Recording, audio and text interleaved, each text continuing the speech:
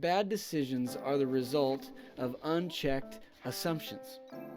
And I believe that the Bible speaks very clearly about how to make great decisions.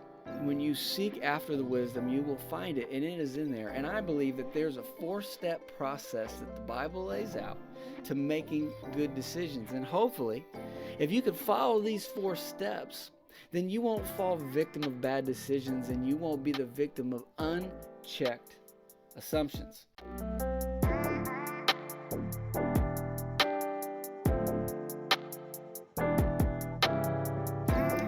All right, welcome back to Increase, to episode 53. I'm Blake Anderson. Honored to be here with you. Thanks for joining us. If you're watching on YouTube, hit that subscribe button. If you happen to be listening on Spotify or Apple Podcasts, follow us. Get a new episode drops every Tuesday. So we're going to keep moving along with some of the leadership themes that we've started this year. And it's my contention, as you've heard me say, that if you're wanting more in your future, more money, a promotion, more influence, then it is going to come as a result of your increased leadership. And so if you haven't listened or watched episode 52, go back last week and check it out. And we talked about how important leadership is and how it will lead to a promotion in your life. And we described how there's 3 qualities of a leader that your followers are going to be looking for. The first being that you're authentic, second being you're compassionate, and the third is that you take ownership and you get results, that you lead your team to victory. And so if you're going to be a leader who takes ownership of the results, you're going to take ownership of the process and of the team, then you're going to be the one that's going to be making some important decisions. People are going to be coming to you, whether it's your leaders, your clients, your bosses, and they're going to put you on the hook for some important decisions. Let me ask you, have you ever made a decision that didn't turn out the way you planned? Surely you're not like me. Things didn't go, I'm sure they go well for you every time you make a decision. Well, you step into leadership, you make enough decisions, and something is bound to go wrong. And what I got out of this really great book, The Road Less Stupid, Keith Cunningham, very different business book. And this book is about thinking, and it's about making decisions. And what Keith says is that bad decisions are the result of unchecked assumptions. And so today I want to get into decisions and the problem with unchecked assumptions and how it affects you as a leader and affects your results in anything that you do. And I believe that the Bible speaks very clearly about how to make great decisions.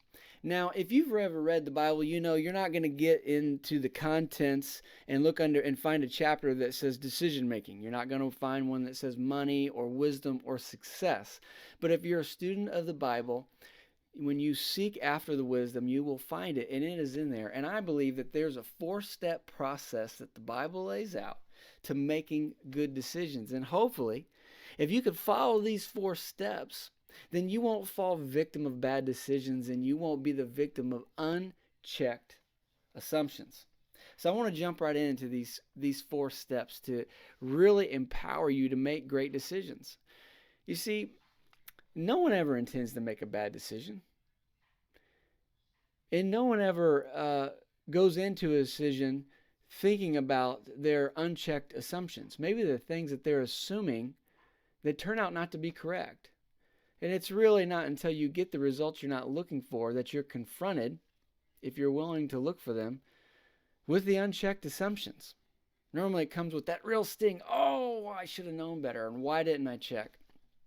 Well, I think this 4-step process the Bible is going to give us will help you not fall victim of unchecked assumptions and be able to make strong decisions so that you can be the leader that the promotion that you're looking for needs you to become.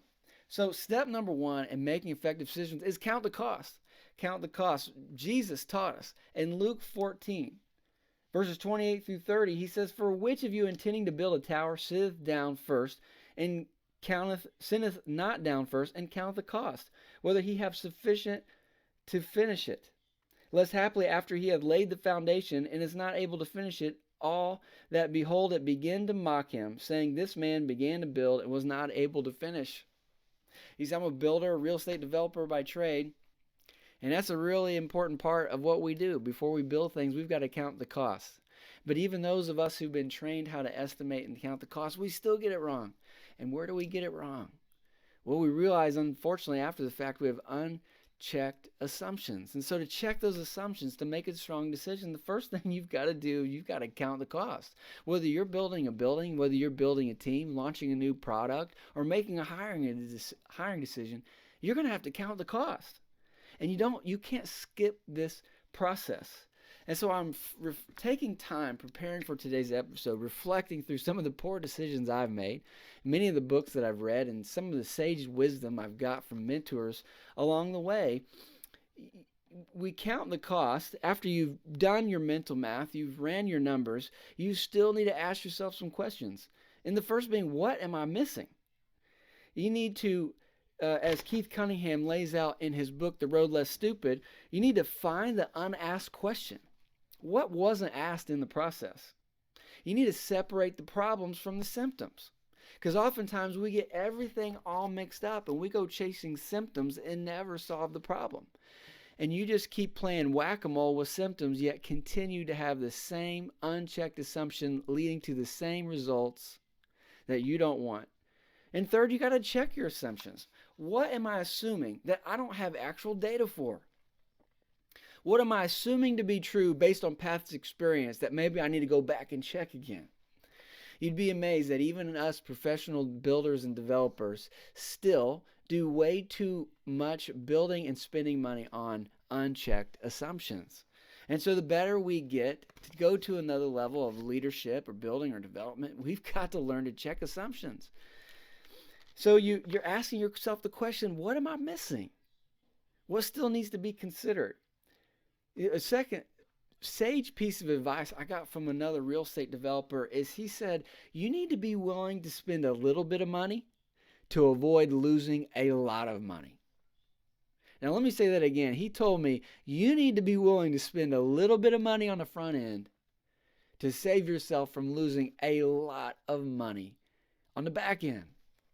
You know, most of the time we're running our mental math and it's a decision whether we're going to make an investment or we're going to pursue something or launch a new product or make a hire. And we don't really want to spend any extra time or extra money because we need what we want what we want now. You know, maybe you want to make that hire, but you don't want to take the time it takes to check all the references. You know, maybe you want to hire the next vendor or buy the next software, but you don't want to take the time to read the reviews. You know, I'll be willing to say transparently, as a real estate developer, I've learned some of my most intense, hardest lessons by buying a piece of property on an assumption that I could build something on it that it turns out I couldn't. And once we bought it, closed on it, realized we couldn't, it was too late. I couldn't get my money back. Now we had a completely different strategy. Had we been willing to spend a little bit more money on the front end, we could have avoided the loss of a lot of money on the back end. So, count the costs. Count the cost. Some decisions, you can count the cost very quickly. Some of your large decisions is going to take more time. But the point is, you are making decisions with unchecked assumptions, and one of the ways that you can find what you're missing is you start by counting the cost. The second thing the Bible tells us to do is the Bible says that without counsel, plans fail. You see, Proverbs 15:22 says, without counsel, plans fail, but with many advisors, they succeed. So we need to seek out counsel. We need to find advisors in our life. We need to ask other people for help. You need to ask the other people for help. Find a mentor. Is there someone who's already done what you're trying to do? Can you ask them? Can you take them out for lunch, buy them coffee and say, hey, tell me how that went. What advice would you give me starting out? Were you successful or failed? What were the failures? What am I missing? What assumptions have I not considered? Seek out counsel.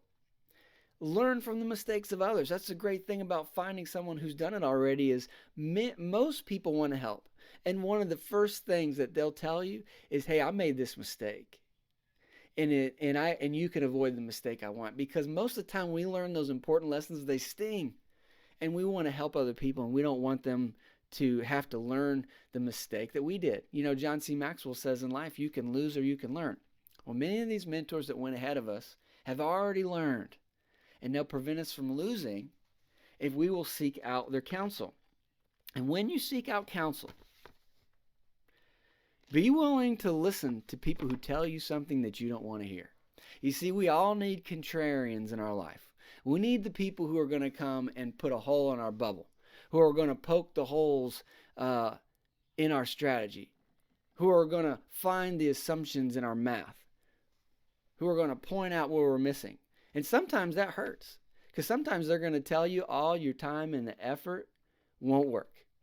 And they're going to tell you why you'll fail if you go forward. But sometimes that's exactly what you need to hear. You know, I had spent weeks crafting a business model on a new product launch. And I had met with people, and I had talked about it, and I'd created a business model, and I'd been given an idea by someone that I thought knew, had some really good advice about a product that was missing in the marketplace. And so I was like, oh, this is great. I'm going to create a business model for it. And I met with another entrepreneur friend of mine, and I said, hey, you've been a great friend, great counselor to me in past businesses and product launches. Let me put this before you. And I really thought that he would be all on board because he was in a related business, and it had the potential to bring him more business, I thought, in my mind. He wasn't excited at all about my product launch. He poked so many holes in it. I sat deflated in the back of my seat. But I went home and I looked at his advice, and in the reality, he was right.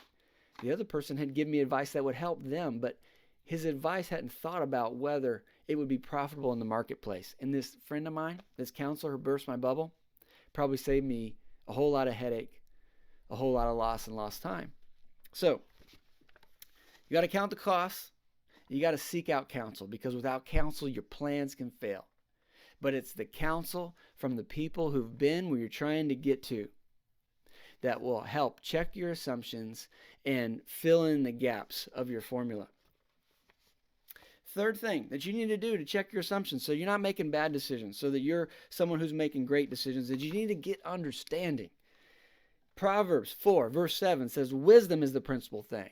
Therefore, get wisdom. And with all thy getting, get understanding. Now, as great as wisdom is, and if you're listening to this podcast, then you're looking for wisdom. And we talk a lot about the importance of wisdom and making ourselves better. But I'm talking about understanding. More so than just wisdom, I'm saying understanding. To make a great decision, you need to understand the problem that you're dealing with. It's amazing how many of our unchecked assumptions is our lack of understanding. That's really where we're going to find most of them, is the fact that we don't really understand the problem. We haven't asked enough questions. We haven't humbly listened to the people on our team, to the mentors in our life. And we went ahead solving a problem that probably didn't exist because we didn't understand it. So a few things to think about here when you're getting understanding to make a great decision is, I was told by a mentor, and you'll hear this throughout the investing world, only invest in things you understand. See, not every problem is yours to solve. Not every investment is a great place for you to put money. What's working for somebody else may not work for you. Make sure that you understand what you're doing first before you move forward. Most of the time, we're looking at someone else's success, and out of jealousy, we're hoping to accomplish what they had, but not being honest the fact that they brought a lot of skill and understanding and wisdom and experience to the table that helped them get those results. And if you don't have the understanding they had, then their success will be your failure. Okay? Second thing, Albert Einstein quote. Einstein said, if you can't explain it to a 6-year-old, you don't understand it yourself. You see, we're off getting understanding, and we're looking at really complicated things, complex scenarios. There's lots of data to the things that we're making decisions on. There's lots of moving pieces. But just because you can wrap your head around the moving pieces doesn't mean that you understand it. I had a call this morning from a guy on my team who's out making connections and trying to make some sales for our organization, and he was getting lost in all the product offers. And he's like, I'm getting a little confused because we're offering this and we're offering that and we're offering this, and I don't even really know how to present it. You see, he's trying to sell something that he doesn't fully understand. And so I was able to make it simple. I was like, hey, let's make it simple, right? What can we do? Instead of getting all confused about our internal process, when you're meeting with a prospect, ask them how you can help. Make it real simple. What are their needs? Don't try to force them into a product that you want to sell. Find out whether you've got a good fit for them. Make it simple. And when it's simple and you start to understand their needs, then your process you'll know how to help them. So, can you explain your issue to a 6-year-old? And if you can't, then you need to spend more time trying to understand the problem you're trying to solve, the product you're trying to offer, the team you're trying to lead. And it's through that process of trying to figure out how you can explain it to a 6-year-old that you begin to get mastery, confidence, and control over the solution or situation. And then another piece of advice as you're trying to get understanding is start by trying to get conceptual understanding of the situation and then ask for details. See, as a leader, you're going to have people bringing you a situation, and they are going to be jumping right to their problem, their issue, and the details and getting into the weeds. But for you to be able to make a good decision, especially for your team, my suggestion is start by trying to understand conceptually before they overwhelm you with the details. Before you get into granular detail, understand the landscape of what you're dealing with. Tell them to hold on a second. Let me make sure I get the process here, and then let's fill in the details. The same could be if someone's trying to pitch you an investment or a business or an opportunity. Before you get too far into the weeds, have them explain it to you in a way that you can understand the concepts. And then, when you understand it, you're ready to absorb the details. But if you jump right in the details, you might run right past the framework and the concepts for the thing that you're looking at and making a decision on. Hope that understands. And then, if you don't understand it, don't move forward. Okay? No matter how much detail they give you, no matter how much the math seems to work, no matter how confident the person on your team is, don't move forward until you have confidence that you understand it. Maybe it needs another meeting. Maybe it needs another call. Maybe someone needs to write it a different way. Maybe you need to whiteboard it out, right? But confidence and understanding is so important for good decisions and for success. Now, I'm not advocating that you continue to punt and procrastinate. I'm just saying you want to have full understanding, because when you make a decision from a place of confidence and competence, most of the time it goes really well. And you have so much better luck than when there's blind trust of the whole situation and all of your team. Now, I hope as a leader you're surrounding yourself with experts who are much more experienced and have greater levels of expertise than you do at some of the important things your team will do. And you're going to need to trust them. And you're going to have faith in their ability to fulfill the task. But you still, as a leader, when you make a decision, you need to be confident. And so get them to explain it to you over and over and over again until you're confident. And then step into it. And that brings us to the fourth and final step, which you have to have faith. You have to have faith.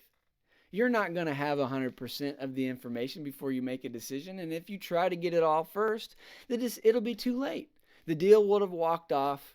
The client or the customer or the prospect will have left the negotiating table. It'll be too late. You'll never get it all. So I'm not saying that you should wait forever. But I'm saying a part of your process, in the end, you must know that you're going to just have to have faith. Proverbs 3:5 says, "Trust in the Lord with all thine heart. Lean not unto thine own understanding."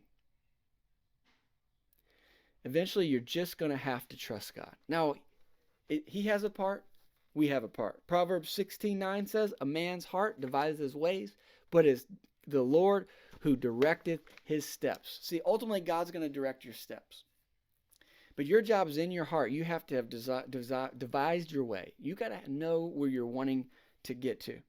And you prepare yourself to have that, to make a step of confidence, to have faith in what comes next by counting the cost, by seeking out counsel, by getting understanding.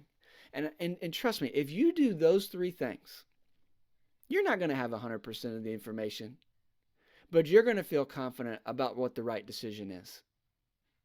And you're going to be able to step into that decision with faith. So you're going to have to trust the process. You're going to have to trust your preparation.